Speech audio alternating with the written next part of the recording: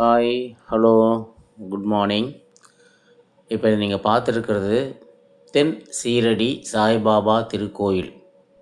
இந்த கோவில் எங்கே இருக்குது அப்படின்னா, திருச்சி டவுன்லேருந்து சென்னை போகிற பைபாஸ் ரோட்டில் சமயபுரம் டோல்கேட்டுக்கு அங்கேருந்து ஒரு 2 கிலோமீட்டரில் இந்த ஸ்ரீ சீரடி சாய்பாபா திருக்கோயில் இருக்குது. சத்திரம் பேருந்துலேருந்து அணக்கரப்பட்டின்னு ஒரு ஊருக்கு இந்த பஸ் போகுது. அந்த பஸ்ஸில் இறங்கினா இந்த ஸ்ரீடி சாய்பாபா கோவிலில் வந்து இறங்கிக்கலாம். அந்த சமயபுரம் டோல் சொன்னேன் இல்லையா, அந்த டோல்லேருந்து திருச்சியிலேருந்து வரும்போது லெஃப்ட் சைடு ஒரு ரோடு இருக்கும். சைடில் பார்த்திங்கன்னா நிறையா ஹோட்டல்லாம் இருக்கும். அந்த ஹோட்டல் லெஃப்ட் சைடில் உள்ளே போனீங்கன்னா அங்கேருந்து ஒரு 2 கிலோமீட்டர் தான். ஸோ அங்கே நிறையா நீங்கள் சமயபுரம் மாரியம்மன் கோவில் பார்த்துட்டு அங்கே ஒரு ஆட்டோ எடுத்திங்கன்னா கூட ஒரு 3 கிலோமீட்டர் தான். அவங்க கொண்டாந்து எங்கே ட்ராப் பண்ணுவாங்க. இந்த கோவில் வந்து பார்க்கலாம். ரொம்ப அமைதியாக இருக்குது. ரொம்ப சைலண்ட்டாக நிம்மதியாக இந்த அழகான ஒரு இடத்துல அமைதியாக இந்த கோவில் அமைஞ்சிருக்கு.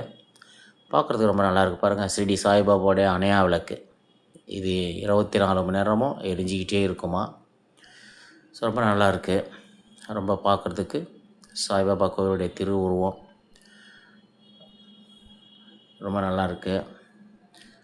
வாங்க, யாரெல்லாம் ஸ்ரீடி சாய்பாபாவுடைய டிஓடி பக்தர்களோ ஸோ வந்து ஸ்ரீடி சாய்பாபா அவருடைய ஆசையை பெற்று போங்க.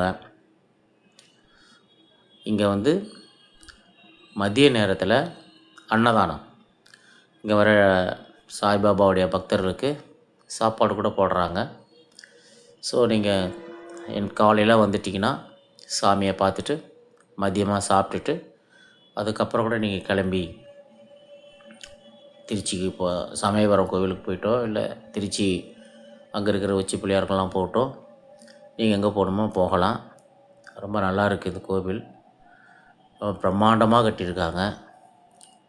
ஸோ உள்ளே போனாலே ஒரு அமைதி இருக்குது.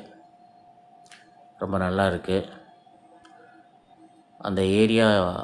இந்த கோவில் இருக்கிற இந்த இடமே ஒரு அமைதியான இடமா இருக்குது.